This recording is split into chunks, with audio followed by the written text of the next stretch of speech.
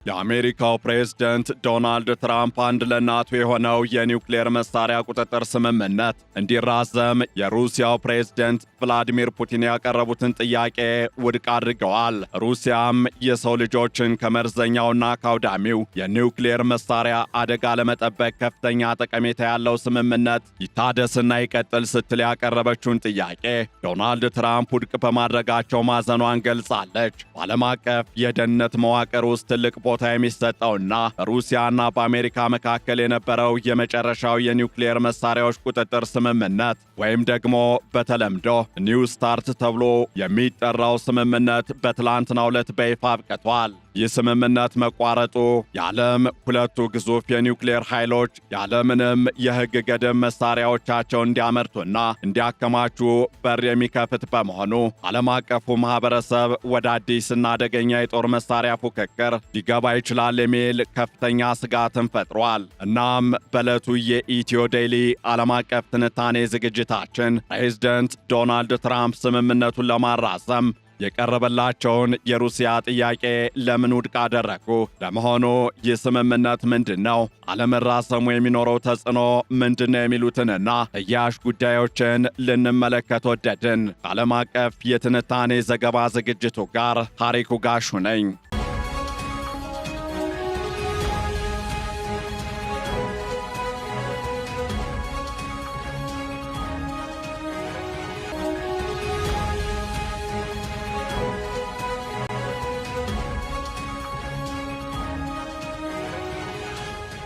በሁለቱ ከፍተኛ የኒውክሌር ጦር መሳሪያ ክምችት ባለቤቶች ማለትም በአሜሪካና በሩሲያ መካከል ለበርካታ ዓመታት የዘለቀውና የዓለምን የኒውክሌር የጦር መሳሪያ ሚዛን ሲጠብቅ የቆየው ኒው ስታርት ወይም ስትራቴጂክ አርምስ ረዳክሽን ትሬቲ የተሰኘው ስምምነት በትላንትናው ዕለት በይፋ ማብቃቱን ተከትሎ ዓለም አቀፍ ስጋት እያየለ መጥቷል። የዚህ ስምምነት መክሰም የዓለም ሁለቱ ግዙፍ የኒውክሌር ጦር መሳሪያ ባለቤቶች ያለምንም የቁጥጥር ማዕቀፍ እንዲቀሩ የሚያደርግ ሲሆን ይህም አዲስና አደገኛ የሆነ የጦር መሳሪያ እሽቅድድምን ሊያስከትል እንደሚችል ተንታኞችና ዲፕሎማቶች በማስጠንቀቅ ላይ ይገኛሉ።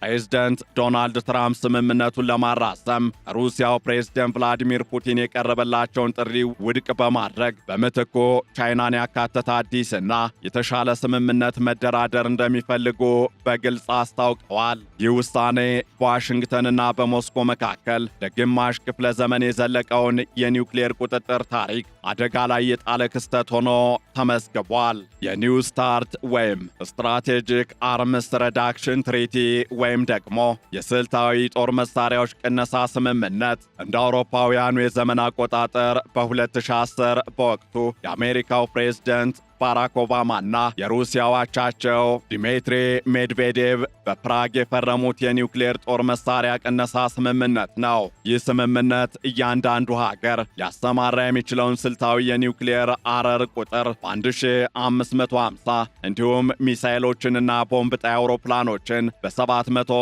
እንዲገድብ ያዛል። ስምምነቱ የቁጥር ገደብ ብቻ ሳይሆን ሁለቱ ሀገራት አንዳቸው የሌላውን የኒውክሌር ተቋማት በአካል እንዲጎበኙና መረጃ እንዲለዋወጡ የሚያስችል ግልጽነት ያለው አሰራር ዘርግተው ነበር። እንደ አውሮፓውያኑ የዘመን አቆጣጠር በ1991 ከተፈረመው የመጀመሪያው የስታርት ስምምነት ቀጥሎ የመጣው ይህ ውል የቀዝቃዛው ጦርነት ካበቃ በኋላ የዓለምን ሰላም በመጠበቅ ረገድ ትልቅ ሚና ሲጫወት ቆይቷል። ይሁን እንጂ ይህ ስምምነት በአውሮፓውያኑ 2021 ለ5 ዓመታት ከተራዘመ በኋላ አሁን ላይ የሚቆይበት ጊዜ ማብቃቱ ተገልጿል። ከዚህ ጋር ተያይዞ ፕሬዝደንት ዶናልድ ትራምፕ ስምምነቱ እንዲያበቃ የወሰኑት ውሉ የአሜሪካን ጥቅም አያስከብርም በሚል እምነት መሆኑ እየተገለጸ ይገኛል።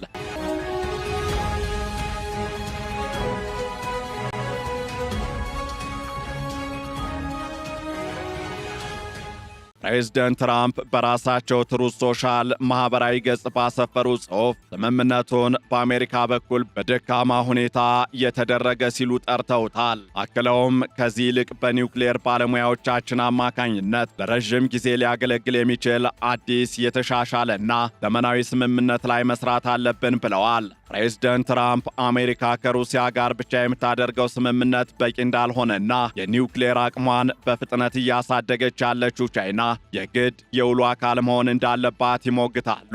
ባለፈው ወር ለኒውዮርክ ታይምስ በሰጡት ቃለ ምልልስ የኒውክሌር መሳሪያ ቁጥጥር ስምምነትን ወይም ኒው ስታርት ዲል ካበቃ ስምምነቱ ካለቀ ያበቃል፣ እኛ ደግሞ የተሻለ ስምምነት እናደርጋለን በማለት ስምምነቱ ማብቃቱ ብዙም እንዳላሳሰባቸው ገልጸው ነበር። በአንጻሩ ደግሞ የሩሲያ መንግስት የስምምነቱ ማብቃት ከፍተኛ ቁጭትና ስጋት እንደፈጠረበት እየገለጸ ይገኛል። የክሬምሊኑ ቃል አቀባይ ዲሚትሪ ፔስኮቭ ሞስኮ የውሉን መቋረጥ ባሉታዊ ጎኑ እንደምትመለከተውና ስምምነቱ ማብቃቱ እንዳሳዘናትም ተናግረዋል። ሩሲያ ባለፈው ዓመት ዋሽንግተን ፈቃደኛ ከሆነች ስምምነቱን ለተጨማሪ 1 ዓመት በፈቃደኝነት ለማክበር ዝግጁ መሆኗን ገልጻ የነበረ ቢሆንም አሜሪካ በኩል አዎንታዊ ምላሽ አላገኘችም። ፔስኮቭ አክለውም ሩሲያ በኒውክሌር መሳሪያዎች ረገድ ኃላፊነት የተሞላበትና ጥንቃቄ የታከለበት አቋሟን ትቀጥላለች፣ ሆኖም በዋነኝነት በብሔራዊ ጥቅሟ ትመራለች ብለዋል። የሩሲያ የውጭ ጉዳይ ሚኒስቴር ባወጣው መግለጫ ደግሞ በአሁኑ ሁኔታ ሁለቱም ወገኖች በኒው ስታርት ስምምነት ወይም በዚሁ ዓመታት በፊት በተደረገው የኒውክሌር መሳሪያዎች ቁጥጥር ስምምነት ስር ባሉ ማናቸውም ግዴታዎች የታሰሩ አይደሉም በማለት ሩሲያ ለደህንነቷ ስጋት ናቸው ለምትላቸው ጉዳዮች ወታደራዊና ቴክኒካዊ እርምጃዎችን ለመውሰድ ነፃ መሆኗን አስታውቋል። የአሜሪካ የውጭ ጉዳይ ሚኒስትር ማርኮ ሩቢዮ የትራምፕን አቋም ሲያብራሩ 21ኛው ክፍለ ዘመን ውጤታማ የጦር መሳሪያ ቁጥጥር ለማድረግ የቻይናን ሰፊና በፍጥነት እያደገ ያለ ክምችት ያላካተተ ስምምነት ትርጉም እንደሌለው ገልጸዋል። እንደ ስቶክሆልም ዓለም አቀፍ የሰላም ምርምር ተቋም ወይም SIPRI መረጃ ከሆነ በአሁኑ ወቅት ሩሲያ 4309፣ አሜሪካ ደግሞ 3700 የኒውክሌር አረሮች አሏቸው። ቻይና በአሁኑ ወቅት 600 ገደማ ያሏት ቢሆንም እስከ 10 ዓመቱ ማብቂያ ድረስ ይህ ቁጥር ወደ 1000 ሊያድግ እንደሚችል ይገመታል። ትራምፕ በቻይና ላይ የሚያሳድሩት ጫና ቤጂንግ የኒውክሌር አቅሟ ከአሜሪካና ከሩሲያ ጋር እኩል ስላልሆነ አሁን ላይ በድርድር ውስጥ የመሳተፍ ፍላጎት የለኝም በሚል አቋሟ ምክንያት እንቅፋት ገጥሞታል። የቻይና የውጭ ጉዳይ ሚኒስቴር ቃል አቀባይ ሊንጂያን እንደሚሉት የቻይና የኒውክሌር ኃይል ከአሜሪካና ከሩሲያ ጋር በተመሳሳይ ደረጃ ላይ አይደለም።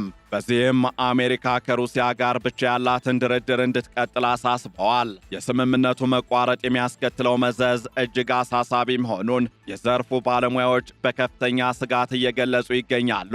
ዋሽንግተን የሚገኘው የጦር መሳሪያ ቁጥጥር ማህበር ዋና ዳይሬክተር ዳሪል ኪምባል እንዳሉት ከሆነ የትራምፕ አስተዳደር ከሩሲያ ጋር ያለውን ዲፕሎማሲ ችላ ማለቱ ከቀጠለና የአሜሪካን የኒውክሌር ክምችት ለመጨመር ከወሰነ ይህ ሩሲያንም ተመሳሳይ እርምጃ እንድትወስድ ይገፋፋታል፣ ቻይናም የራሷን ስልታዊ ግንባታ እንድታፋጥን ያደርጋታል ብለዋል። ይህ ሁኔታ ለዓመታት ሊዘልቅ የሚችልና አደገኛ የሆነ ባለሶስት ወገን የኒውክሌር ጦር መሳሪያ እሽቅድድምን ሊያስከትል ይችላል። የተባበሩት መንግስታት ድርጅት ዋና ጸሐፊ አንቶኒዮ ጉተሬስም የስምምነቱን ማብቃት ለዓለም አቀፍ ሰላምና ደህንነት አስከፊ ወቅት ሲሉ ገልጸውታል። ጉተሬዝ አክለውም ያለምንም አስገዳጅ ገደብ የኒውክሌር መሳሪያዎች የሚከማቹበት ዓለም ላይ እንገኛለን ሲሉ አስጠንቅቀዋል።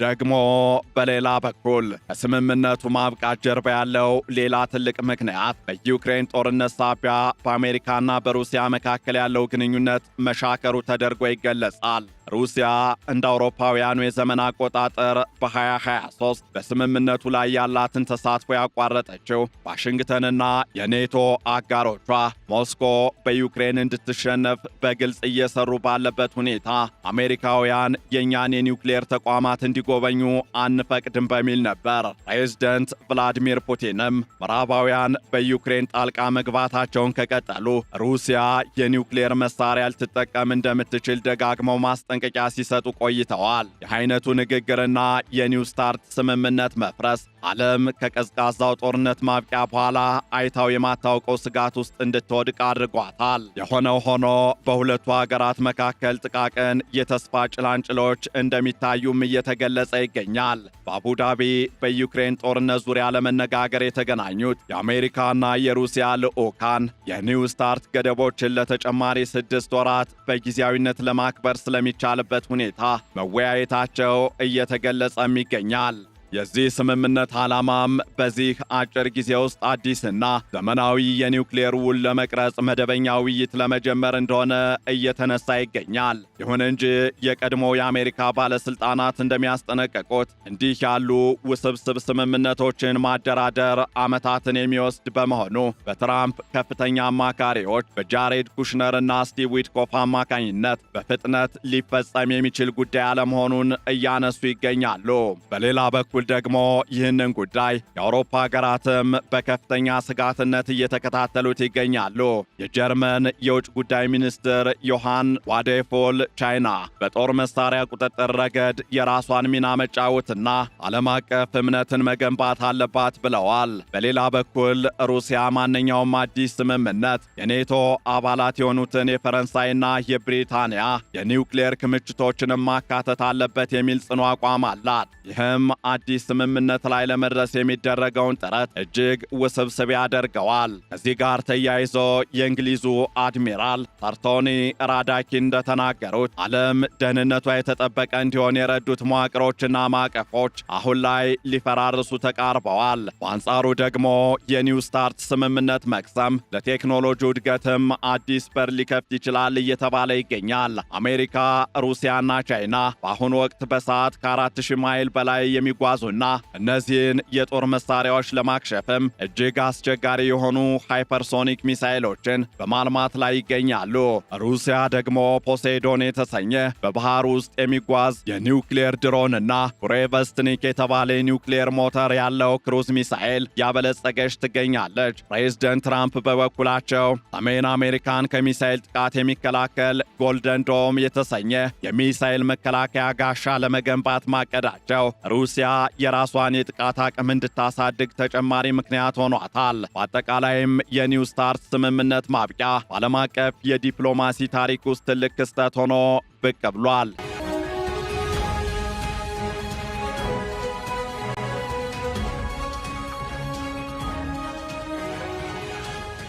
ፕሬዝደንት ዶናልድ ትራምፕ የተሻለ ስምምነት እናመጣለን የሚል እምነት ቢኖራቸውም በሩሲያና በአሜሪካ መካከል ያለው ጥልቅ አለመተማመን እንዲሁም ቻይና በድርድር ጠረጴዛው ላይ ለመቀመጥ ያሳየችው እምቢተኝነት ሂደቱን አዳጋች አድርገዋል። የሮማው ሊቀ ጳጳስ ፖፕ ሊዮን ጨምሮ በርካታ የዓለም መሪዎች ሁለቱ ኃይሎች ወደ ድርድር እንዲመለሱ ጥሪ ቢያቀርቡም እስካሁን ያለው ሁኔታ የሚያሳየው ዓለም ወደማይታወቅና አደገኛ ወደሆነ የኒውክሌር ውጥረት ውስጥ እየገባ መሆኑን ነው። የዚህ ስምምነት ማብቃት ካለፉት 5 አስርት ዓመታት በላይ የዘለቀውን የሁለትዮሽ የኒውክሌር ቁጥጥር ስርዓት ያፈረሰ ሲሆን ወደፊት የሚመጣው አዲስ ስምምነት ይኑር አይኑር የሚለው ጉዳይ ለጊዜው መልስ ያላገኘ እንቆቅልሽ ሆኖ ቀጥሏል። የዓለም ሰላም አሁን ላይ ያረፈው በሦስቱ ሀያላን ሀገራት መሪዎች ፍላጎትና በሚቀጥሉት ወራት በሚያደርጓቸው ወሳኝ የፖለቲካ ውሳኔዎች ላይ ብቻ ሆኗል።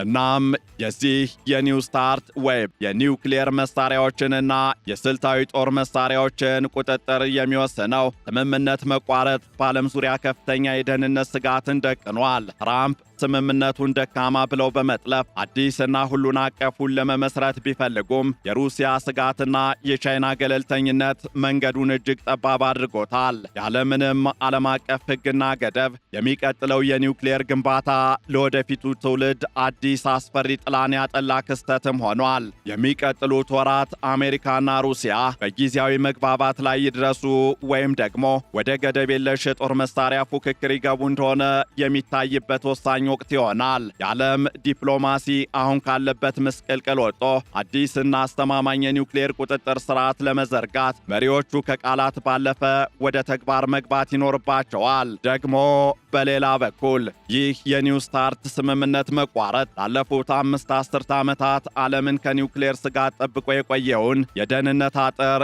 ያፈራረሰ ክስተት ሆኖ ብቅ ያለ ሲሆን ፕሬዝደንት ዶናልድ ትራምፕ አሜሪካ ፈረስት ወይም አሜሪካ ትቅደም በሚል አገራዊ ጥቅምን የማስቀደም አካሄድ እንዲሁም ለቻይና ተሳትፎ ቅድሚያ በመስጠት የወሰዱት አቋም በሌላ በኩል ሩሲያና ቻይና የራሳቸውን ወታደራዊ አቅም እንዲያጠናክሩ በር ሊከፍት ይችላል። ዓለም አቀፉ ማህበረሰብና እንደ ተባበሩት መንግስታት ያሉ ተቋማት ሁለቱ ሀያላን ሀገራት ወደ ጠረጴዛ ዙሪያ ተመልሰው አዲስና ሁሉንም የሚያካትት ስምምነት እንዲያደርጉ ግፊት እያደረጉ ነው። ሆኖም ግን አሁን ያለው ሁኔታ የሚያሳየው ዓለም ይበልጥ ወደማይታወቅና አደገኛ ወደሆነ የኒውክሌር ፉክክር ዘመን እየተሸጋገረች መሆኑን ነው። ይህንን ዓለም አቀፍ ትንታኔ ስናዘጋጅ አልጀዚራ፣ ኤፒ ኒውስና ቢቢሲን በዋቢነት ተጠቅመናል።